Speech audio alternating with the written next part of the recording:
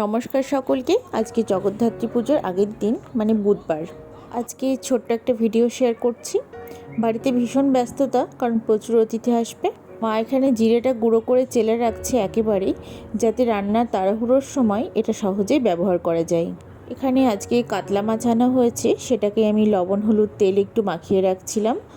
ঘণ্টাখানিকের জন্য ম্যারিনেট করে রাখলে মাছের ভিতরে লবণটা খুব ভালোভাবে ঢুকে যায়। তাই মহারাজ মাছটা ধুয়ে আনা মাত্রই আমি সেই কাজটাই করছিলাম। যেহেতু আমার বাপের বাড়ি কৃষ্ণনগর, সেই জন্য এখানে জগদ্ধাত্রী পুজো তো খুব জাঁকজমক করেই হয়।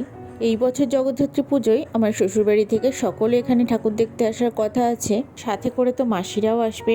এতগুলো মানুষ তো নিজে খাওয়া দাওয়া অসুবিধা বলে ছাদে ব্যবস্থা করা হয়েছে। খাওয়া দাওয়ার জন্য কিছু চেয়ার টেবিলও ভাড়া নেওয়া হয়েছিল। আমাদের বাড়িতে তো একটা বড় গ্যাস অলরেডি কেনাই আছে, যেটাতে অনেক বেশি রান্নাবান্না হলে ব্যবহার করা হয়। তো এই কদিন ওটাতেই রান্নাবান্না হবে। দাদা দিদিভাই বাচ্চাদের সাথে নিয়ে সন্ধ্যাবেলাতেই এসেছে। যেহেতু পুজোর আগের দিন, তাই শহরের ভিতর দিয়ে টোটোটা চলাচল করতে কোনো বাধা দেয়নি। তার মধ্যে তো হচ্ছে মাঝে মাঝে বৃষ্টি। এবছরে পুজোটাই একটু অন্যরকম হয়ে গেল। সবাই মিলে একসাথেই ঠাকুর দেখতে গেছিলাম। দুটো টোটো করা হয়েছিল। কৃষ্ণনগরে বেশ কিছু জায়গায় থিম পুজো হয়। এটা ছিল রাধানগর আদিবাড়ি, আর এখানকার থিম ছিল অপারেশন সিন্দুর। প্যান্ডেলটা ভালোই হয়েছিল, তবে অনেক বড় লাইন ছিল। এই প্যান্ডেলটায় পৌঁছানো মাত্রই বৃষ্টি চলে এসেছে। তার মধ্যে আমাদের কাছে এতগুলো বাচ্চা দেখে আমাদের আর লাইন দেওয়ার প্রয়োজন পড়েনি। দ্বিতীয় প্যান্ডেল ছিল এটা হলো কালীনগর অনন্যা ক্লাব। আর এই প্যান্ডেলের থিম ছিল গ্রামের পরিবেশকে রক্ষা করা। যে পরিমাণে চাষের জমি নষ্ট করে বড় বড় কলকারখানা গড়ে উঠছে, সেজন্য আমাদের পরিবেশের ভীষণ ক্ষতি হচ্ছে, সেটাই এই প্যান্ডেলের মাধ্যমে তুলে ধরা হয়েছে। সব থেকে ভালো লেগেছে এই প্যান্ডেলের উপরের আলোকসজ্জাটা, কি সুন্দর দেখুন। কয়েকটা ঠাকুর দেখতে দেখতেই মাঝে মাঝে বৃষ্টি চলে আসছে।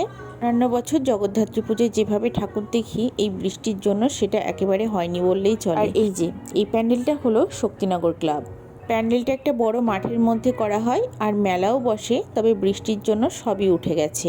এখানকার মণ্ডপসজ্জাটাও খুব সুন্দর, শোলার বাটি দিয়ে করেছিল। আর এটা হলো পাত্রবাজারের প্যান্ডেল।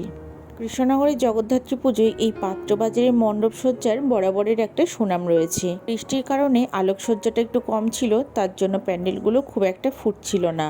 সব থেকে খারাপ লাগছিল, দাদা দিদিভাই ওরা এবছর প্রথম ঠাকুর দেখতে আসলো, আর এই অবস্থা বৃষ্টির। আর এটা দেখছেন, এটা হলো ঘূর্ণি আনন্দনগর কলোনি। এখানকার থিম ছিল কুম্ভ মেলা। আর আমাদের কাছে সব থেকে ভালো লেগেছে এই থিম পুজোটা। প্রচুর সাধু ছিল, যারা এখানে গানের তালে তালে নাচ করছিল। যেহেতু কপিরাইট চলে আসবে, সেই জন্য আমি দিতে পারছি না, তবে অপূর্ব লাগছিল। আমরা অনেকক্ষণ দাঁড়িয়ে দেখেছিলাম। ঠাকুর দেখে আর সেভাবে কোনো ভিডিও করা হয়নি। সকালে উঠেই এখানে মা লুচি ভাজছে। আর আজকের মেনুতে ছিল সর্ষে বাটা দিয়ে ইলিশ মাছ। আরও অন্যান্য রান্নাবান্না হয়েছিল, সেগুলো আর তোলা হয়নি। আজকে ঠাকুর দেখে সকালে আর বুড়িমার কাছে আমি অঞ্জলি দিতে যেতে পারিনি। সেই জন্য 3টের সময় আমি ও শ্রীহানকে নিয়ে গেছিলাম নবমীর পুজো দেখতে। শত ব্যস্ততার মধ্যেও মাকে দর্শন না করলে মনটা শান্ত হচ্ছিল না। যাই হোক, ভিডিওটার বড় করছি না, এখানেই শেষ করছি। আসছি নতুন কোনো ভিডিও নিয়ে।